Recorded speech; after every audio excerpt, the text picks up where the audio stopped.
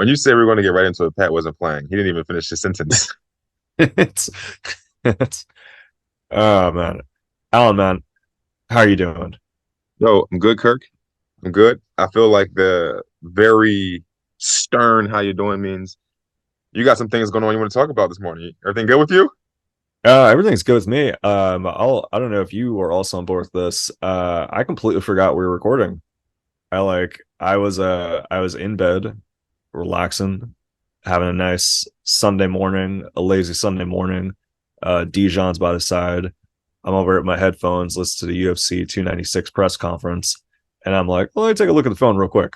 And then I see messages start popping up, and I was like, oh yeah, I suggested 10:15 on a Yeah. Sunday. This was your doing, and I'm sitting here at 10:18. I'm like, I bet you Kirk doesn't even remember. I bet you, and I was right. I was That's right. Yeah, well, we're here though. We did it. It's did you wait, first off, did you remember? I was the one that sent the remembrance text, like, "Yo, anybody here?" Pat, did you remember? Nope, Pat didn't remember neither. That's Yeah, because I it was on my mind yesterday because I had Saturday morning just to myself, and I was like, oh, yeah, this is typically when we would do it. And I started like generate like some topics and like started thinking of stuff. And yesterday was just action packed day overall. So I didn't get home until like 2 o'clock. So yeah, it just completely slipped my mind. Like, oh yeah, we got a proper boxing, which is crazy. See, Whenever we meet up, it has to be on the calendars. It's a producer defining moment. producer Pat said he was waiting to see if we remembered because in actuality he didn't want to record either. Oh my He's goodness. like, I'm not going to say nothing if y'all don't say nothing. Property box.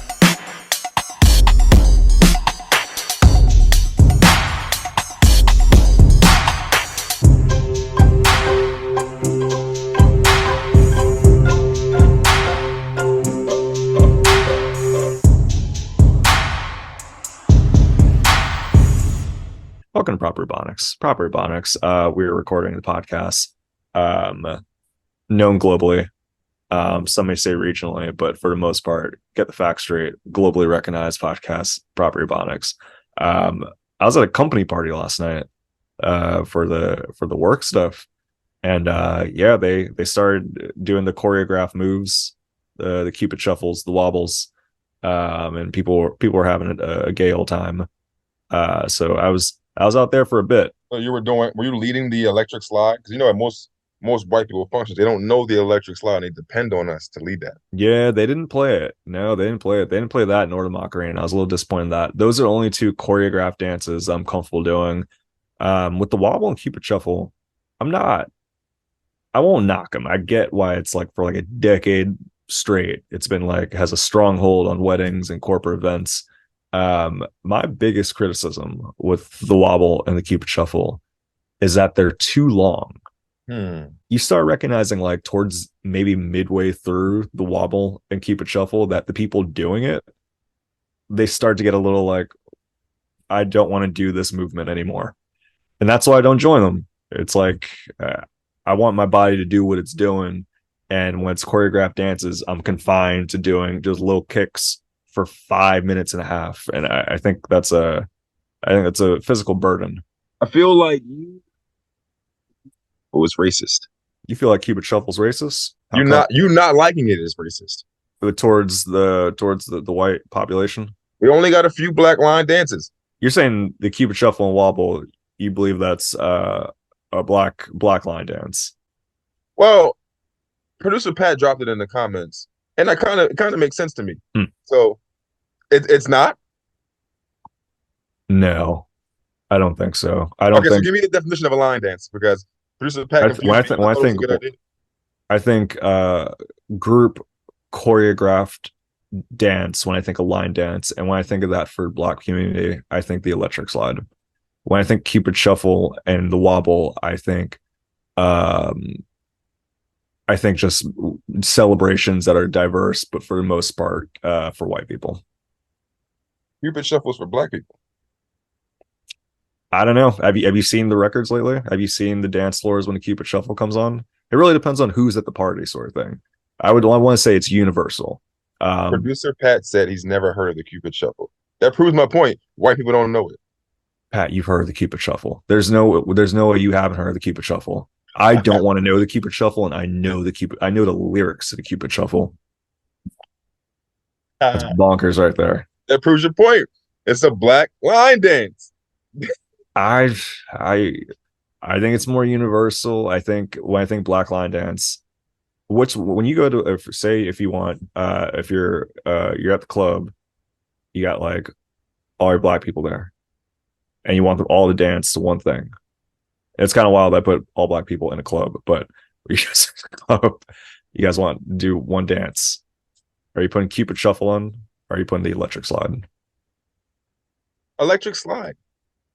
I think that is like the quintessential black group dance. But that doesn't mean that the Cupid Shuffle and the Wobble also aren't line dances just because the electric slide is the most popular one. I wouldn't say they're exclusively black though. The Wobble is definitely exclusively black. I don't know. I've seen some Pacific Asians wobbling, but like I remember there's kid Steve in Kutztown. You seen Steve wobbling? That was his big thing. It was like even when the wobble wasn't playing, he was practicing the wobble. Like he was like ever that whole shoulder thing. You could just see him in the courtyard doing the shoulder thing. Like he was waiting for opportunities, and he wasn't black. So maybe I'm biased in that way because of Steve. He actually identifies as a black woman. So It's been a few years. He may. he's actually. I'm just in order to do the wobble, you just got to be a black woman over like 32. Then you perfected that wobble. Other than that, I don't think you should be wobbling. You don't think 15-year-old boys should be wobbling if they're white? Definitely not. Really? They should be. I don't know. What do teenage white boys? What's their line dance? I think they still Soldier Boy in the my dude. I still You. I think because they still do a lot of that like on like ESPN sports shows, and I feel like the young white youth that's what they pick up on. Oh, Pat said the gritty. Oh, that makes sense too. Yeah, I don't know if that's Philly Pacific or not, but I feel like that's probably. Oh, the gritty is not just the Flyers mascot. The gritty is a popular dance throughout the youth. If you watch football, the NFL players do it as a touchdown celebration every week. That's not just from the mascot though. Nope. Oh well. The gritty is a dance that has nothing to do with the mascot. From what I Does believe, the mascot didn't create the gritty? the mascot name is Gritty. Yeah, I've but he didn't. never seen him do the Gritty. Oh, okay. Unless Huh. I'm wrong, I've never heard these two things being similar or to combined. And so producer Pat mentions the Cabbage Patch. All right, I'll say that could go like in Black Line Dance a little bit. Kirk, I'm not doing this with you. You can't tell me the Cabbage Patch is a line dance, but the wobble and the Cupid Shuffle isn't. The Cupid Shuffle is literally you dancing. It's telling you what steps to do, like a line dance. Yeah, Like, I get it. It is a line dance. I don't okay, think it's exclusively black though. Cabbage it's Patch. not exclusive. It's not exclusive, but it's Hmm. real black. It's real black. A black dude Not made not it. from A black not dude from made it. the dance floors that I've seen. Would beg to differ. That it's I think it's universal. I know what it is. You ain't been on enough black dance floors. That could be a part of it. That could be a part of it. I feel like the black dance floors that have been there aren't a lot of choreographed dances. It's a lot of just dancing. Twerking and backing it up on them.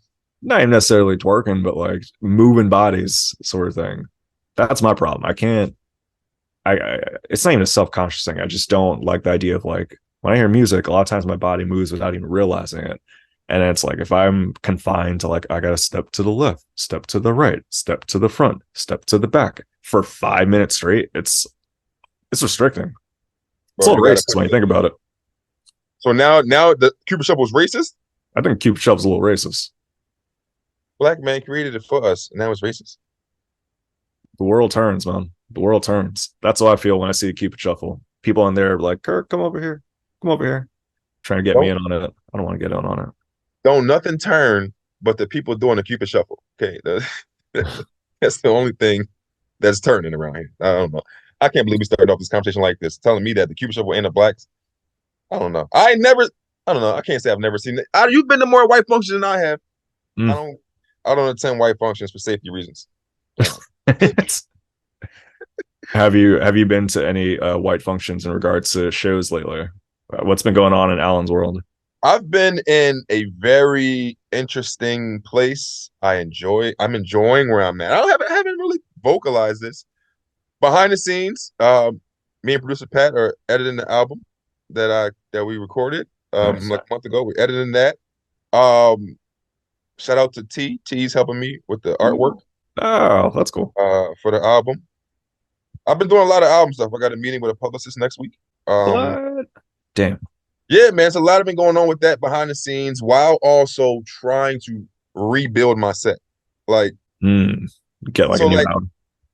I've been writing a lot of new jokes, and so I've just been in the streets really just like it's funny because I'm starting, it's like I'm starting comedy again, but I'm 8 years in with things done, and you know what I mean? So it's, Yeah. just going around doing spots, getting up, trying to build my set, and I'm enjoying it. Like I am really loving it. I had a conversation with a comedian last night. It was like I was talking about this exact same thing. It's like where I'm at right now. If you don't really love comedy, you can't be here and be 8 years in.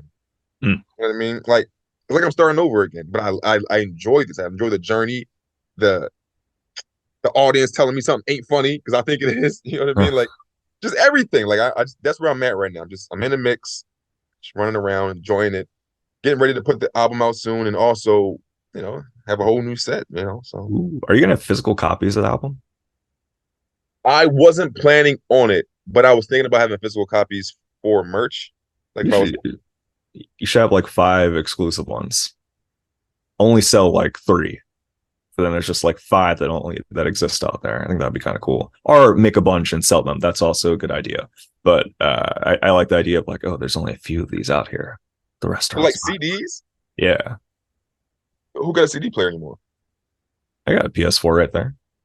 I'd put your Oh, album on okay. PS4. I didn't think about that. You could put in your gaming systems, but like most The car. computers don't even, my car doesn't even take CDs anymore. Really? Oh, I guess that's true. Most new cars don't. My Honda Accord 2011 still does. I have so many all on the console to the left, or I guess the pocket on the left. I don't know the name for it, but it's all comedy albums. It's like Daryl Charles, Glenn Tickle, and Todd Barry. It's just like all right there. So I like collecting the comedy albums. But yeah, you're right. A lot of places are kind of like getting rid of options for playing CDs. Yeah. So if I was to sell it, it probably would really just be on some like memorabilia type stuff, like never play it, just keep it in the case, and then 30 years from now, it'll be worth more money or something like that. But like, Yeah, I'm not saying I won't have like, like producer Pat just mentioned, like a limited edition type. I'm open to a lot of things, bro. Like, mm, I'm not like locked in on nothing. I'm interested to hearing all ideas. Yeah. So that may be a mm. thing I do. Nice. And with the newer stuff, you say audience members are letting you know if things are and aren't funny. Do you mean they're like in terms of their maybe like they'll laugh harder, they'll be silent for some, or are they actually saying like, Alan, no, we don't like that? People don't talk while I perform. It's So I'm just saying the reactions I get from certain jokes. It's still fun because like when you when you build a set and you're recording an album, I I kind of I kind of stop. How do I say this? Like fear of jokes not working. Fear of that means sometimes I'll just do I'll do an old joke and mm, not even try the new joke because it's like I know this old joke gonna do great. I'm not gonna even, but I don't have room to be fearful anymore. I gotta do these new jokes because soon I have an album out that people will hear, and I just can't be doing the same jokes. yeah, So it's like I'm really like starting from scratch, and I love it. So it's like when I get booked right now, I'm gonna do my old jokes because the album ain't out yet. yeah, I'm but like when the album comes out, I really want to have like something I can solidly do like long sets with new yeah. stuff. You Yeah, know, it's good to work on that now. I thought at first you're going to be like, if I get booked, be careful, bookers, because I'm going to be doing all new material. no, no, I've been so like I did a private gig Friday, and I told the people, I was like, I just recorded the album. Y'all about to get that. Like Mm, that y'all about to get that. Y'all don't know me. I ain't put it out. Y'all about to get that. I did all my new jokes too, mm. but they got the album. You know what I mean? So it's like until I get enough time with my new stuff, I'm gonna be doing it. So Well, it's cool that you're in that process, man, and it's cool that like you're enjoying it and you're excited about it. I think that's a fun part of anything that's new, where it's like, oh, you're excited about it. And I think there's times where it's like you may be doing something and it may be that same type of struggle and it just feels like a burden. But like when it's like that excitement is there, I think that's the key for getting things to get better. So yeah, man, that's solid. And I don't know if you were able to touch base with our good friends Kevin Hart and Chris Rock regarding this process. But they may have shed some light on it. I don't know if you saw their new documentary that just came out, Headliners. I did. I did watch it. I am huge fans of both of those guys. I watch everything they put out, so I Yeah, did watch it. yeah, What'd you think of I really liked it. I liked that. For one, it wasn't a stand-up special, which when I first saw the trailers, I wasn't sure if that's what's going to be like. All right, here's first it? half Right. Chris Rock, first half Kevin Hart. This was more of a documentary on their lives, but also the process of putting this co-headliner tour together, Right. which I thought was really cool.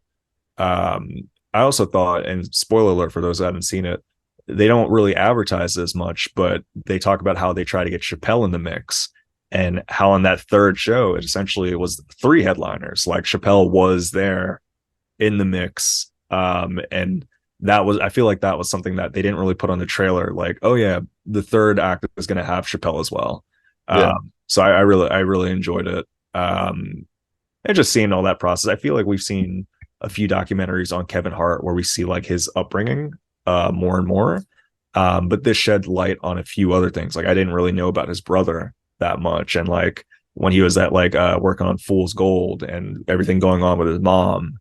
Yeah. I knew of his mom, but I didn't know in that detail. So to be willing to share those, I thought was pretty revealing.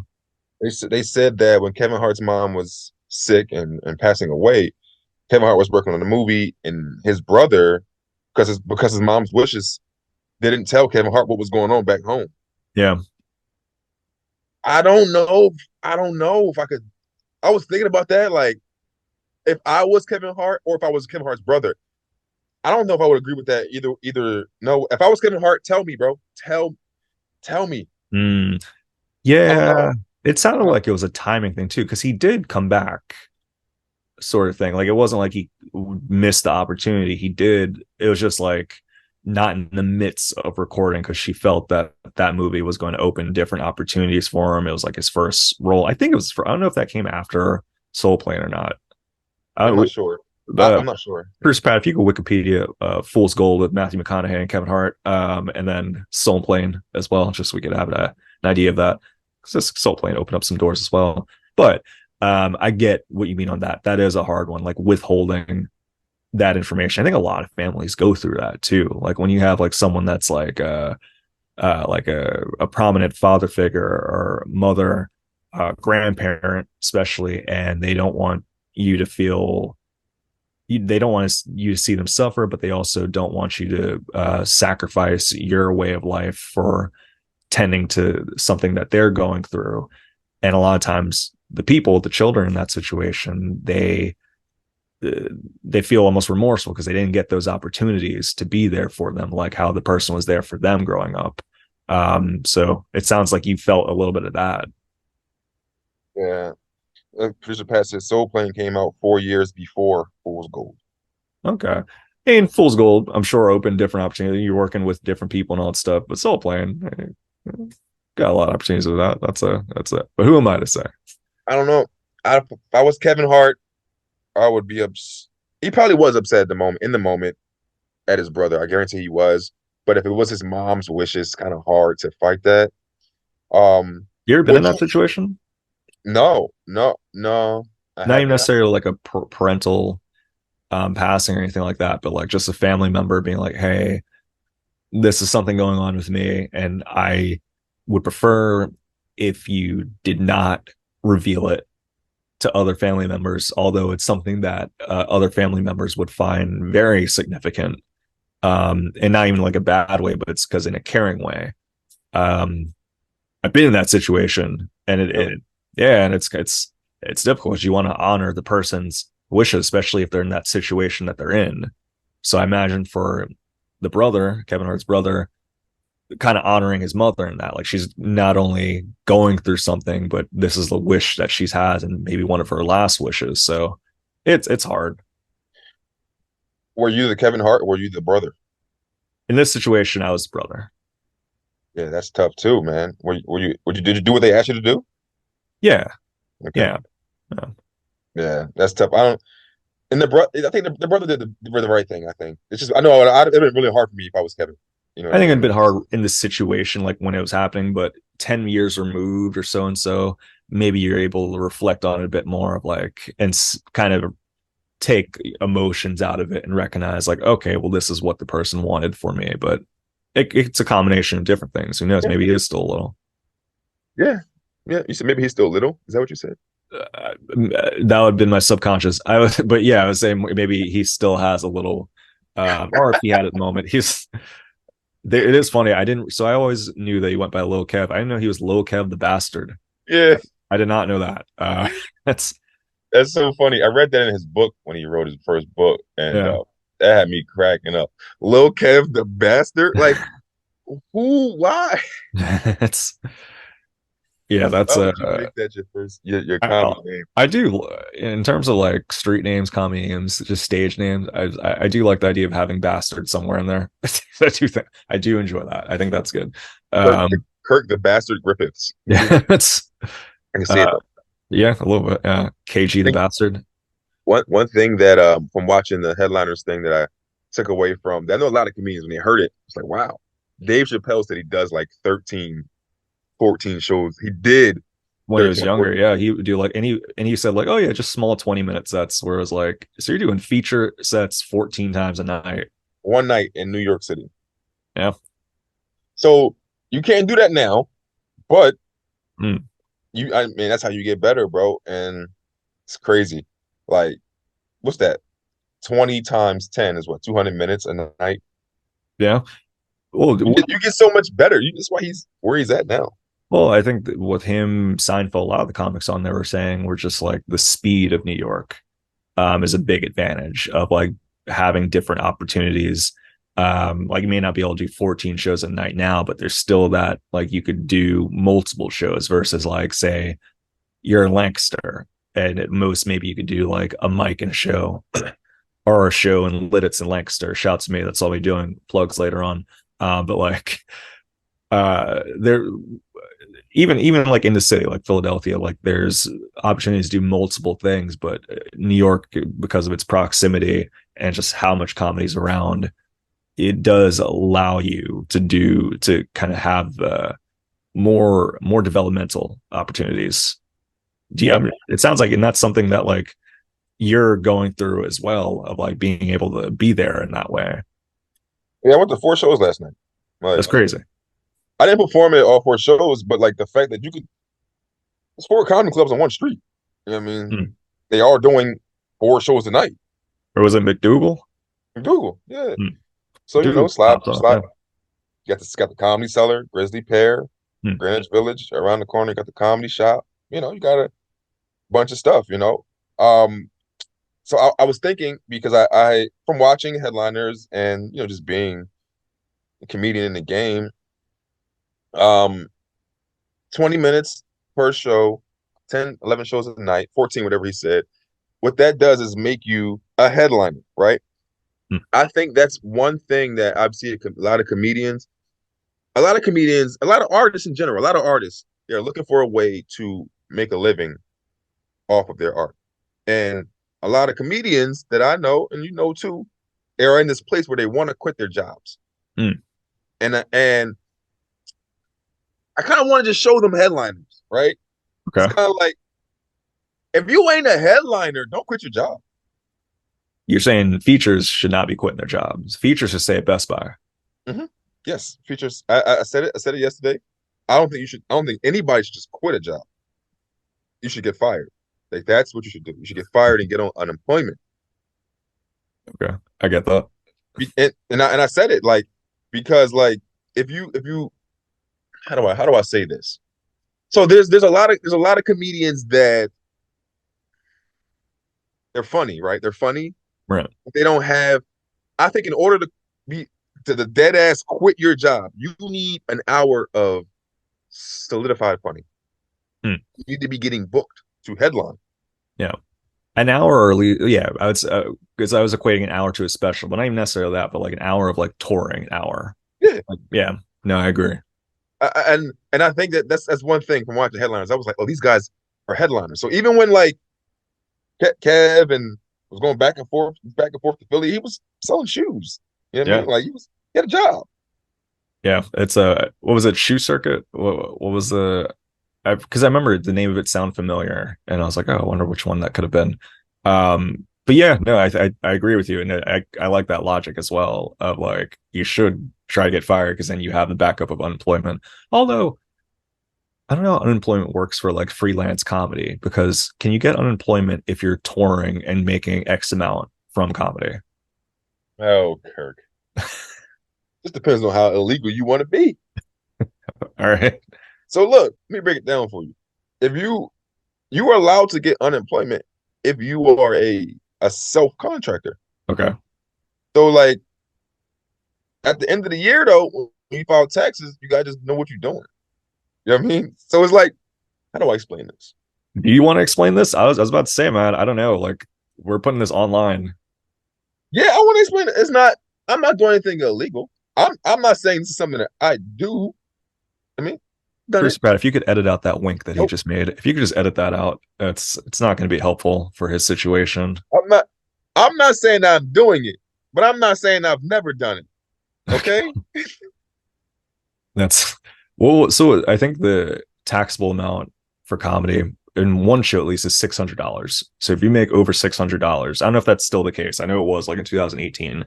That was one where you had to claim it on your taxes. And most headliners, they're making over $600.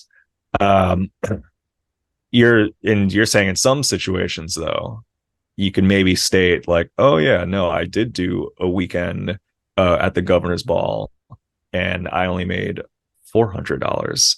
Hence, I don't need to tell the IRS. Listen, all I'm saying is, y'all know how numbers and numbers look. If the maximum is a thing, y'all know the do. Like, also too, this advice too is also for features and anybody, right? Right. Don't just quit. So if you're a host or you're a feature act and you're not getting paid hundreds of dollars every show, use the unemployment and just grind for that 6 months that you're on unemployment. You're not gonna be getting paid for comedy, so you ain't gonna know. You're not doing anything illegal. You know what I'm saying? So if you really on unemployment and you just doing guest spots, hosting, open mics, traveling, you're not making any money. So you're not doing anything wrong. So you're only in any kind of trouble if you are a headliner or you actually are making real money. And in that case, you might not need the unemployment money anyway. That's true. Yeah, it's a real fun paradox when you think about it. You know, what we should do. I feel like um, I don't have many ideas in mind enough to put it in the prop suggestion bucket, but I feel like if we had a list of types of jobs that you can do that would either align or be conducive to your comedy. So say if you're like your feature, you're making with your headliner, you want to be able to put your mind and energy towards comedy, but as an accountant, you can't fully do that because you're there for 8, 9 hours a day. What are jobs that you can do where it's like, okay, it's flexible, it pays a decent amount, and it allows me to place energy not just on a computer screen, but towards comedy? What are some things that come to mind? I wanted to make a list. I just want to That's tell what, everybody. that's what I'm I want saying. to like I would love to tell all comedians everything that I do to make a living, but I can't tell you I can tell everybody everything. Yeah, It's like it's it's competition and like yeah, I get that because then it's competition within that field of work too. It's like, oh my gosh, both really? It's I don't want 200 comedians trying to do the things that I'm doing on the side because then I can't. You know what I mean? Like, but all there are things that you can do. There are apps. Um, bro, it sounds crazy, but like apps like yeah, Uber, Uber Eats. Oh, that's great if you were in a good position. If you're in a good city or you got a good situation, you really can't like pay for everything, all your bills. I mean, you could if you ain't got much. Like me, I got kids and responsibilities, so I can't provide for my family with Uber Eats. Hmm. But you can make a good amount of money. Um, Anybody listening or watching this, go on to the app called Ship. It's like Ship with a T at the end. Shipped. It's just like Uber Eats, but you're going to like Target to you're literally going to shop for people at like places like Target and like CVS, and you deliver it right to their house. Oh, But okay. it's more money Shipped. shipped. So this Oh. that's one that I will give to the people because I got kicked off a ship, so I'm not on there anymore. It's there's a slot available. How do you get There is kicked off a shipped? I got fired from an app. Um, It's a wild so move. is you got to keep a certain rating. Like if your rating like dips below 4.5 for too long. Are people giving you 2 stars? So I'll tell y'all this too. If y'all do download ship, take your time. I was a hustler. I was grinding. Like I was doing too much. Like I was accepting like three. You get like a an hour to accept the order. Not an hour. You get like 2 hours to accept the order, go shop it, and go deliver it. I was doing like accepting 3 or 4 orders at one time, going to Target with like 3 or 4 different shopping carts, running through Target with shopping carts. So what I was doing was I was falling behind. Okay. So people were rating me low because I would fall behind. I wouldn't do like proper substitutions because I'm running. I got 3 carts trying to do 4 orders. You know what I mean? So like I was doing too much, but I was You're getting making the money. wrong items. You're like, you're not even stopping at the door. You're just throwing it out the window, Yeah, I was hoping it drawing. lands. Like I knew I was drawing, but I was making money because I was drawing. You know Hmm. what I mean? But it's a good thing though. If you take your time, if you get on to ship, that's a good one. That's such a fun endorsement for shipped right there. It's from a former employee. Give them a shot. It does sound like a good app though. It actually sounds like I want to maybe use at some point. Bro, like for real, like when I was doing ship in New York, in a week, I could do like 800, 900 in a week. Mm, that's Like, solid, man. but you gotta use your car though. You know what I mean? So it's like gas and upkeep on your car too, though. So it's not And like well, cheap. something they keep in mind. It's like, I mean, I can't say for sure, but if that's independent contracting, if you're using your car for any sort of like employment, a lot of times that could be reflected on tax. Yes. So, with the suggestion I'll give people, and I actually know a few comedy people that do this, and it's something that I did for years, is being a uh, therapeutic staff support, a TSS worker. And it usually it's with different demographics. Like a lot of times you'll be in actual school working with like a specific group of kids. Um, for myself, I was working with adults with autism for like 4 years or so. And the cool thing about TSS, one, it's overall just like a cool job, I think. But also, it's flexible. A lot of times you're making the schedule. If you're not in the schools, if you're working like with adults particularly, the schedules could vary. It could be like from Tuesday from 6 to 9 o'clock. It could be from 8 to 4 o'clock, and the pay could range from that.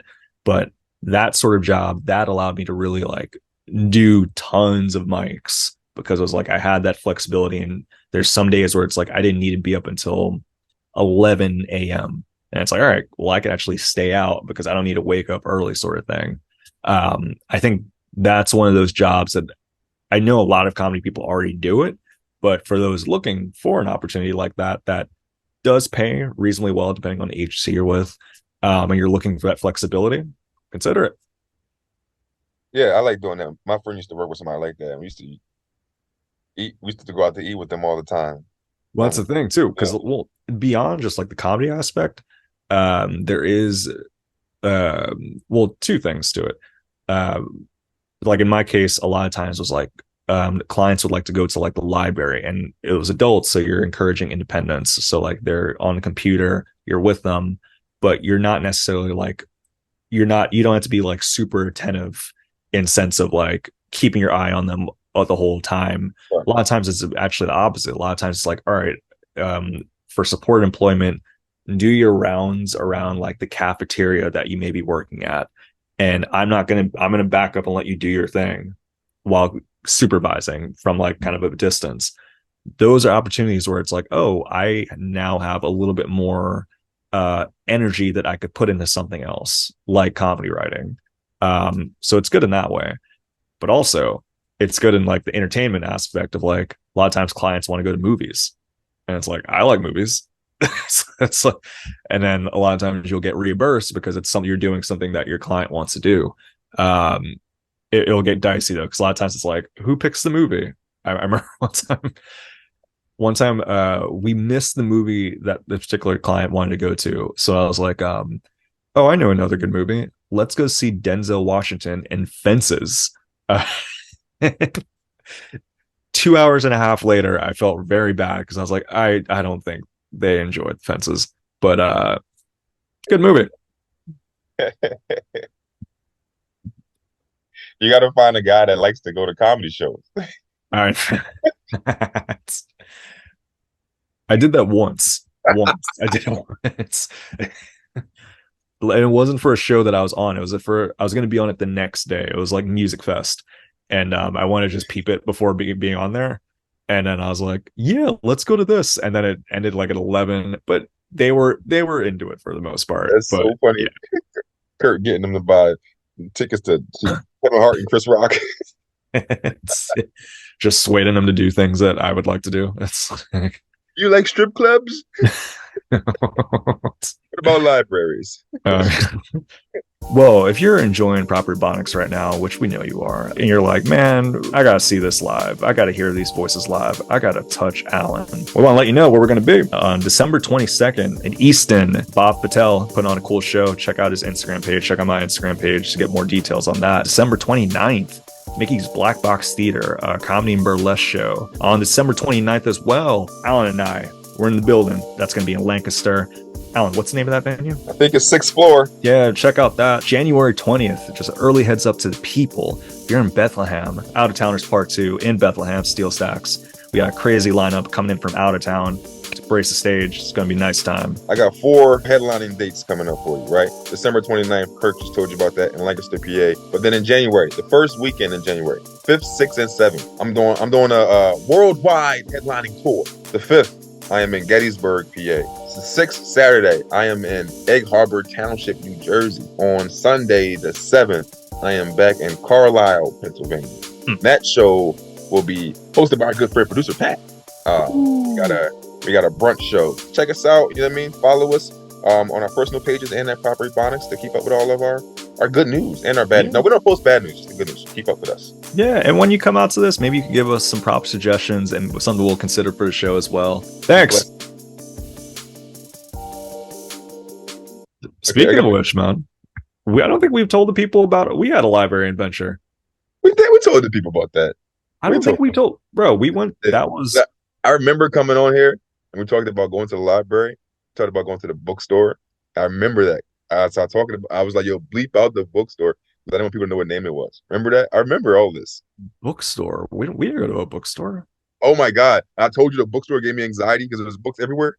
No, so you're thinking of a different one. We did go to a library in Lancaster, but we also went to a different library in Brooklyn. Oh. I got you in 2 libraries in 1 year. That's like, yo, who have I become? It's almost like you're homeless. That was your big thing with it. It's like, hey, there homeless people around this library. Well, I'll explain to the people first. Back in the earlier, actually, it was beginning of December, or end of November, one of those days. So went out on a Tuesday to the Brooklyn Public Library, their central branch. Shout out to them, because they were having an exhibit for Jigga Man, Jay-Z. Jay-Z had an exhibit in the whole public library, in multiple wings. What's up? Book of Hove. The Book of Hove. Oh yeah, I think that was the official name of the exhibit, and it was really cool. So they had like memorabilia, Emmys that Jay-Z's won, old photos, his old studio, one of his old studios, they had it all there. One of his first Lexuses was outside. Yeah, we went out there Tuesday, Dip and I, and then Alan came out to meet us there. And we spent like 2 hours in the library. It was very nice. Producer Pat said he didn't get the field trip invite. Must have. He said the Proper Bonics had a field trip. He didn't get the invite. Yeah, it's kind of wild. Why didn't we do that? I'm sorry, because I don't even think it wasn't planned. Like, you were just up here. Yeah, I did let you know, like I think the night prior, because Yeah, like it was like just we were gonna go. We booked it maybe 2 days before, and then I was like, I'm gonna be in Brooklyn, and then the Jay-Z thing, because I invited my brother as well, and he couldn't make it. But yeah, I figured like you're in Brooklyn. If by I didn't know if you'd be in Lancaster or Brooklyn or not, and you happen to be around. So yeah, it was it was cool. It was cool to see like some of his old awards. Like I got to see the Grammys, the Emmy. His he had like vintage Rockefeller jacket. jacket hanging up, and which is cool because I wore my vintage Rockefeller jacket last night. So I'm Yeah, bringing those old your souvenirs. Rockaware. Yeah, it's Oh, they I said Rockefeller. Is that what I said? You may have said, Rockaware. well, either way, I know what you mean though. You Yeah, mean the Rock. Rockaware. It would have been sick if you had a Rockefeller jacket. You're like, yeah, I hit up 4 comedy shows, my Rockefeller jacket. That would have been insane. But Right. but so Just me and Memphis Bleak riding around. oh my gosh, shouts Memphis Bleak. I'm glad they included those photos in there. There are some photos that like in terms of like collaborations, like I think you may have mentioned it. There was not a lot of R. Kelly photos up there, but there Yeah, were he had a whole CD, he had a whole tour, and nobody took one picture. because they had all of his they had all of his like single albums, but they didn't have all of his joint ones. So they didn't. I didn't think there was also no mention of his Linkin Park. He did a whole thing with Linkin Park, and that wasn't there. He did something with Justin Timberlake, and that was there. There were a few Justin Timberlakes, but I feel like they cut a lot of the collaborations out. Like there was some Beyonce, but not like a lot of Beyonce. Um, One of the cool things that I gained out of it was that recognizing that he won an Emmy for producing the halftime show Yeah. that Eminem and Dr. Dre were on. I didn't know that part. There's always that meme of him singing along to Still Dre because he wrote it, but I didn't know that he produced it as well. So that was really cool to see that. Well, he produced the halftime show, not the song. That's what I'm saying. Yeah, he produced that. That's what he won the Emmy for. That like that whole production. That was a Jigga Man endeavor. So that was pretty cool.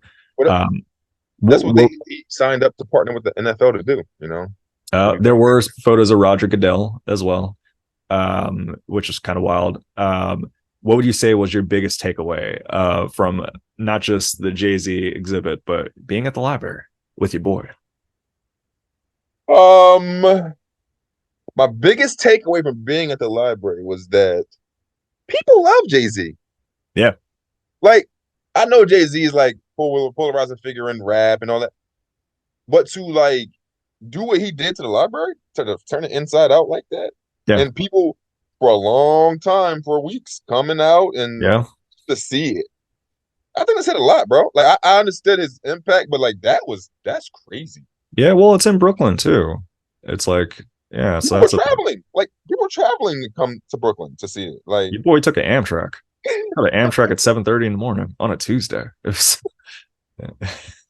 yeah, so it's like I think that's my biggest takeaway was like how big of an impact he's had on people. I when you think of Jay-Z, you don't think of like fans falling out like Michael Jackson, you know what I mean? Hmm. But like to have so many people come see this exhibit was a big deal. Like, yeah, he had me in the library. It's like, come on, bro. Like, Yeah, man. It's only people, yeah, that only that you and Jay-Z can do that. yeah. It's what's an artist that you think would be equivalent for you? Like you would go to Cincinnati for some museum or exhibit that they're having where it's dedicated to them. Is there any artist like that for you?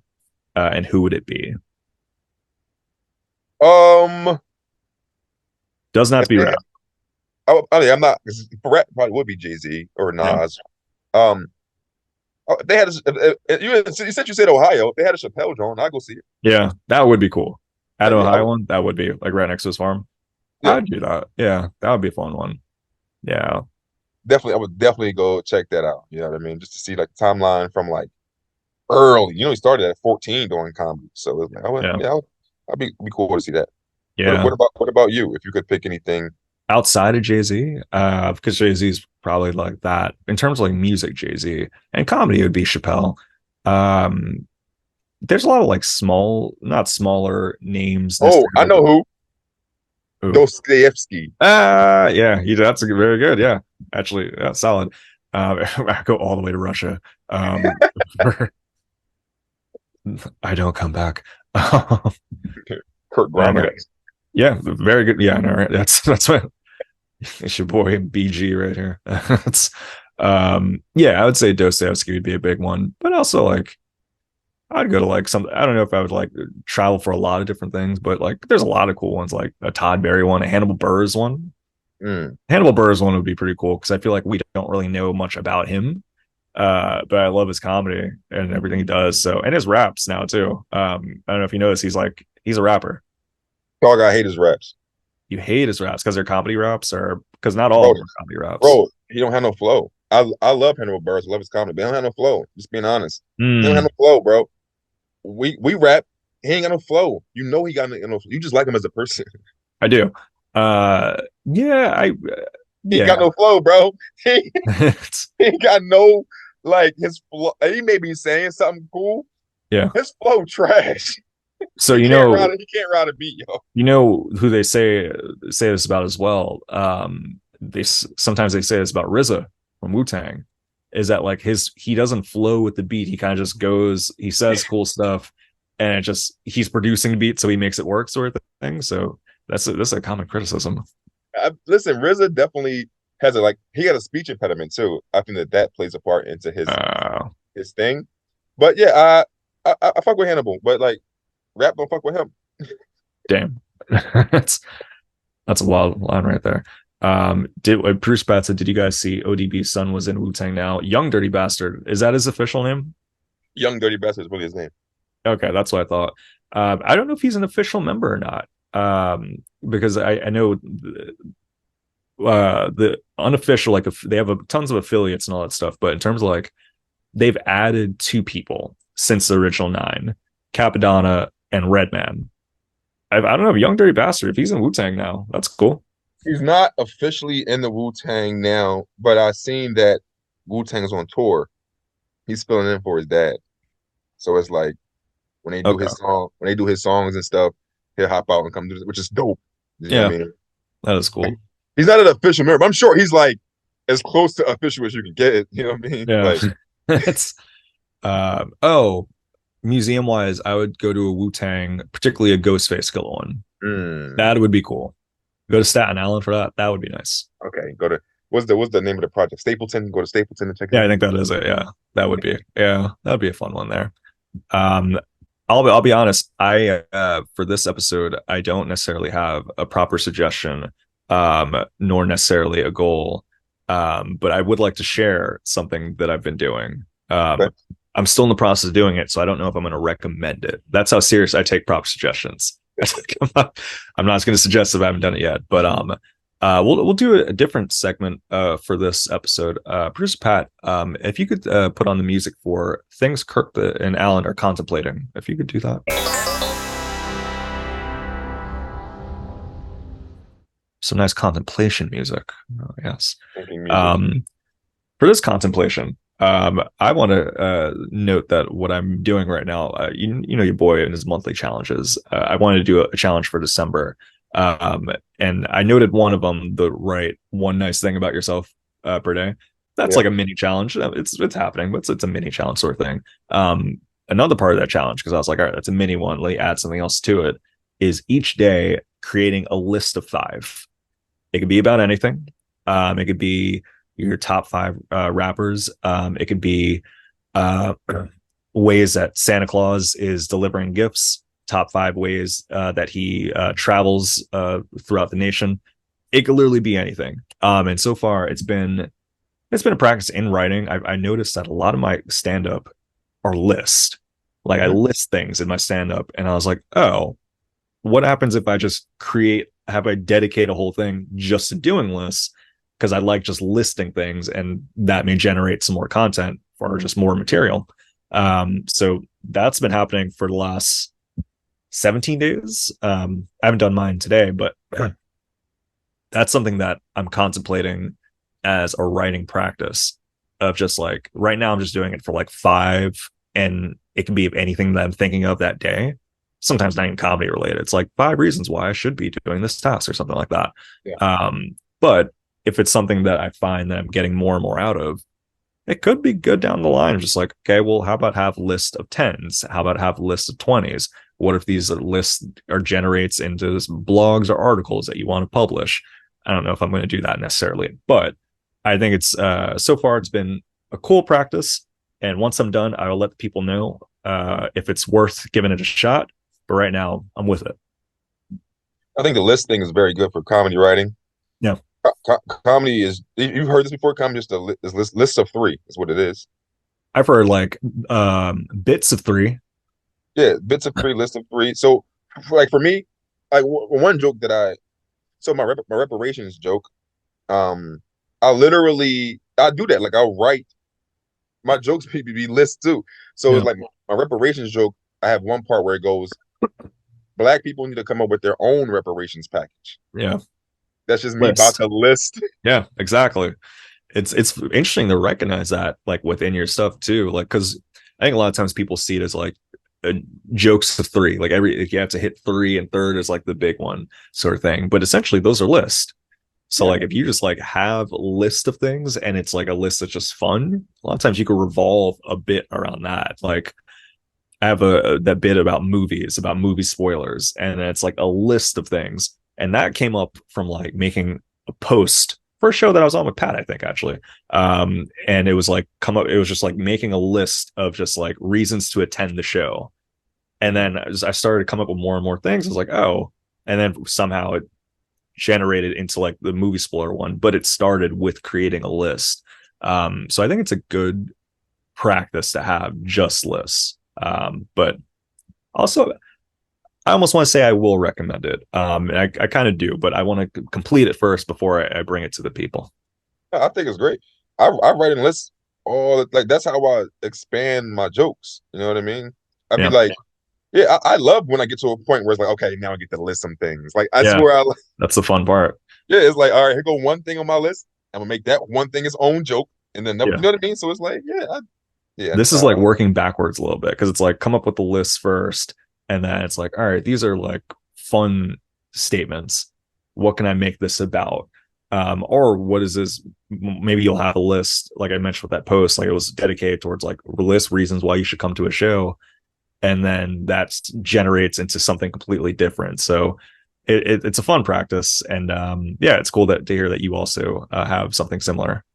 yeah. I think that writing lists. And so you say it's working backwards. It's not working backwards. Like you can't create a list without creating what the list is first. So Yeah, well, working backwards in the sense of like what you want to apply that list to. I'll say it that way, like because the list may start out as like 5 reasons why you should jog 6 o'clock in the morning, and then that may become a reasons of like 5 reasons why you should evade the cops. That's a weird example. I'm speaking off the top, but it's like there's different things that you could apply it to. Is there anything that you're currently contemplating for this contemplation set? It doesn't have to be something that you're definitely going to do, but something that you're kind of contemplating, thinking about, festering over. I've been thinking a lot, bro. I Hmm. have like I told you, my whole brain is like revolved around this album right now. Hmm. Um, so I'm gonna open up my notes on my phone.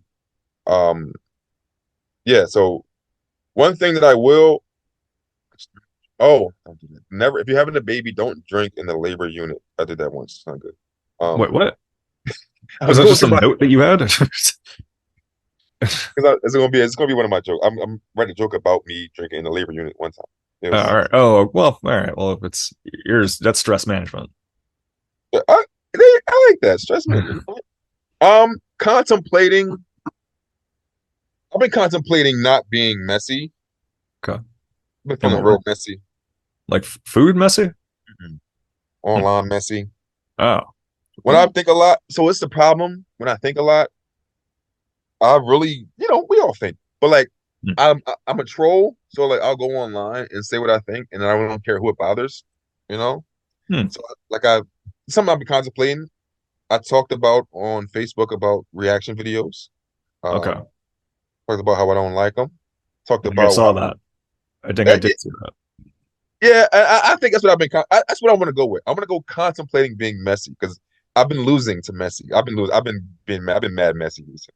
So you feel that was a negative? Why do you feel it was a negative? I didn't see the reactions that it got, but why was that messy? 'Cause I'm talking about people. Specific people? Well, it all comes from somewhere. Like I see people doing reaction videos, and they think that that's. I don't know. I don't want to be messy, Kirk. I'm trying not to Yeah. be messy.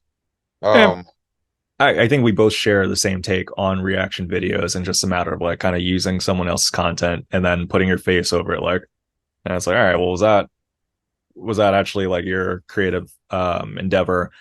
And you feel publishing this though on something like Facebook may damage some relationships. Is that what you're thinking? yeah, yeah, I think so. Because I had comedians commenting like, "Well, I'll do it so I can get views and get people to come to my page." Somebody commented was like, "You should name names." Then Uh, somebody liked that comment because they probably agree I should name names. But it's like I don't want to be yeah, messy.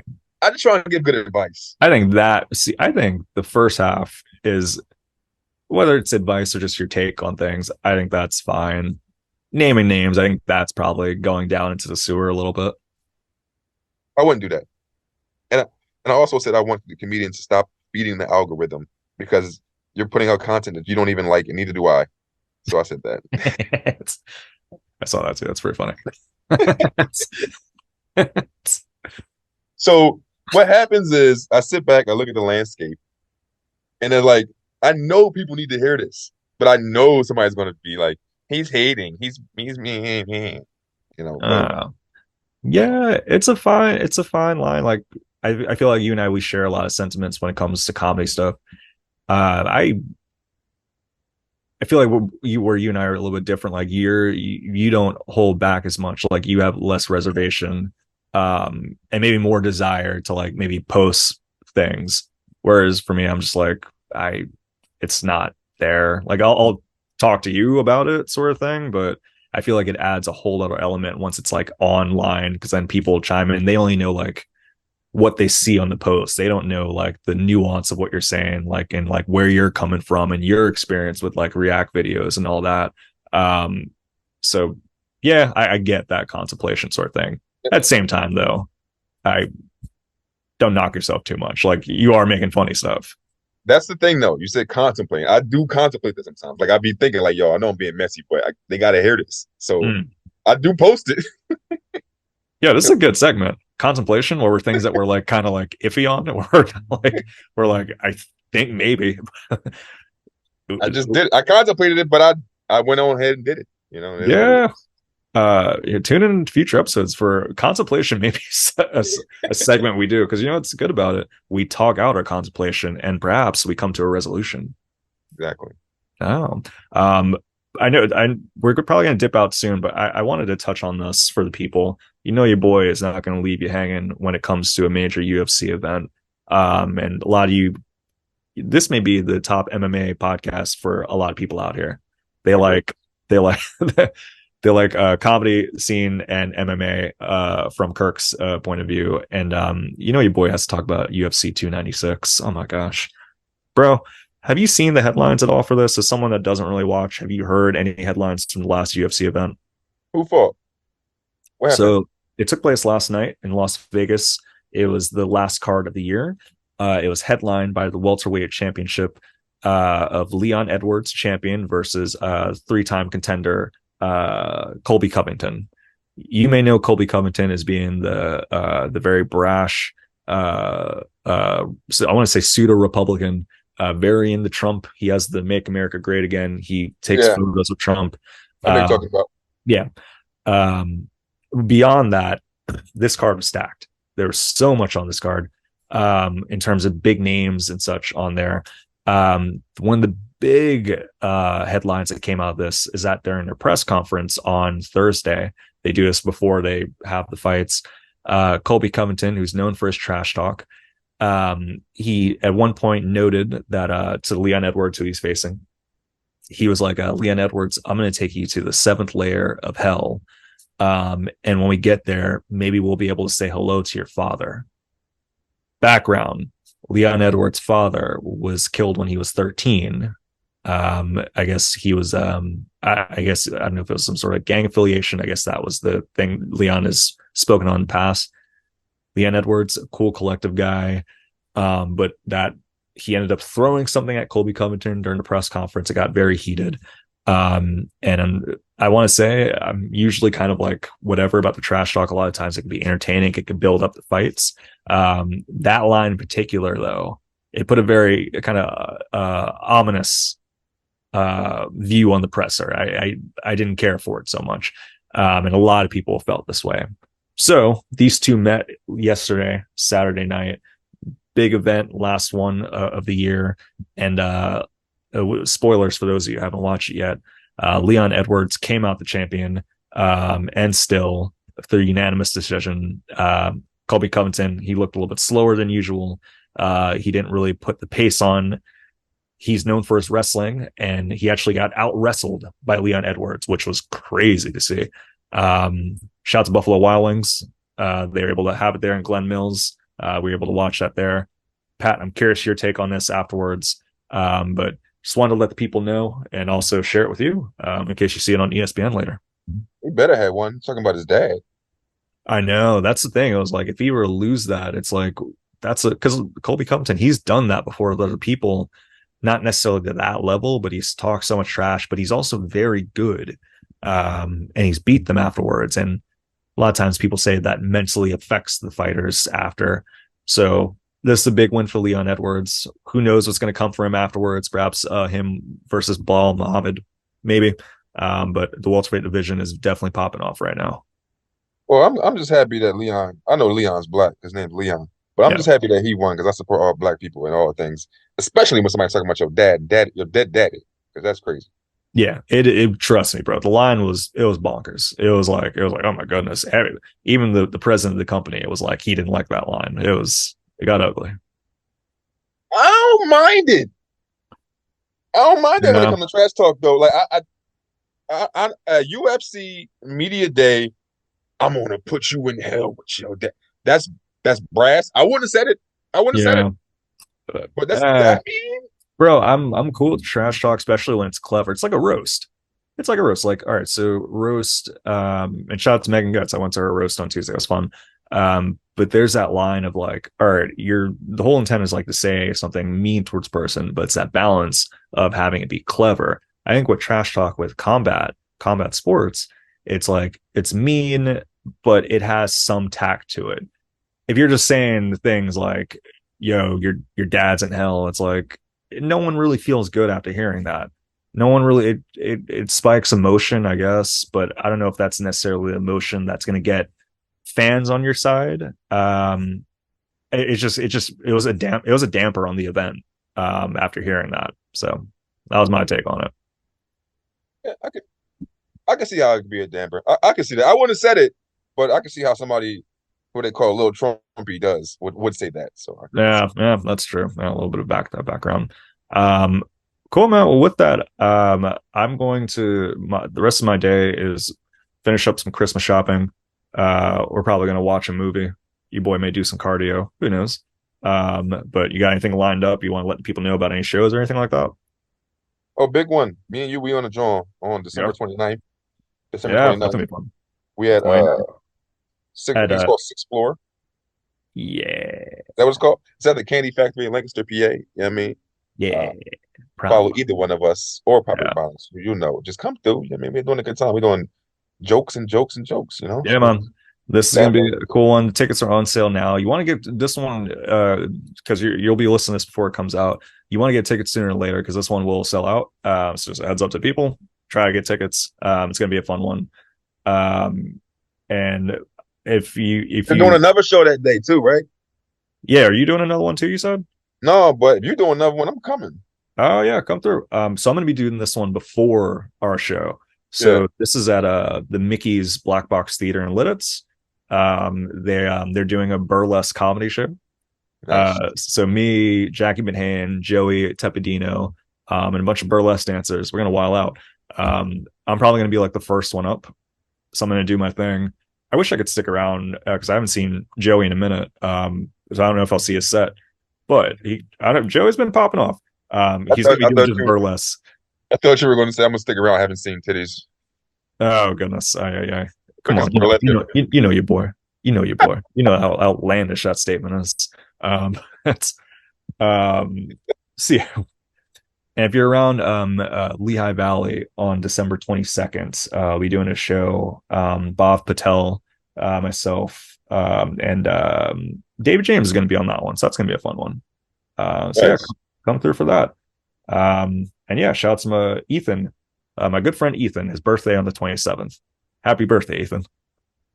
Happy birthday, Ethan. You're not getting no birthday presents, just Christmas gifts. Yeah, that's I know, right? His whole life, he's like, oh, why can I get both?